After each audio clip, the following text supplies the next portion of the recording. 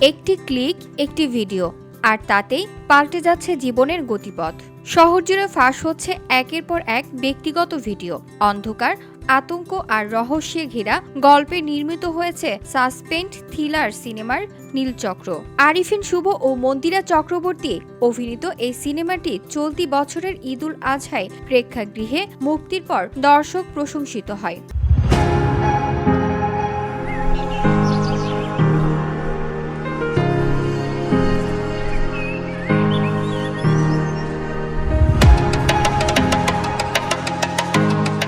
তারকাবহুল এই সিনেমাটি এবার আসছে ওটিটি প্ল্যাটফর্ম আইস্ক্রিনের পর্দায়। শনিবার দুপুরে সিনেমাটির একটি টিজার প্রকাশ করে প্ল্যাটফর্মটি। প্রায় পৌনে 1 মিনিটে টিজারটি প্রকাশ করে আইস্ক্রিন লিখেছে, সাইবার ক্রাইমের আড়ালে লুকানো প্রতারণা ও অন্ধকার সত্য এক তদন্তকারীর হাত ধরে রহস্য উন্মোচনের সিনেমা নীলচক্র।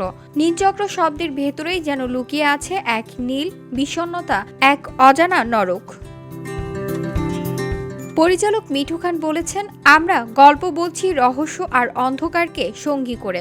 একদিকে সাসপেন্স, অন্যদিকে বাস্তব সমাজে ঘটে চলা এক নিষিদ্ধ অথচ অস্বীকারযোগ্য নয় এমন এক বিপজ্জনক বাস্তবতা। সিনেমাটি কবে নাগাদ দর্শক ওটিটি প্ল্যাটফর্মে দেখতে পারবে সেই তারিখের ঘোষণা না করলেও আইস্ক্রিন কর্তৃপক্ষ জানিয়েছে খুব শীঘ্রই স্ক্রিনে দেখা যাবে এই সাসপেন্স থ্রিলার।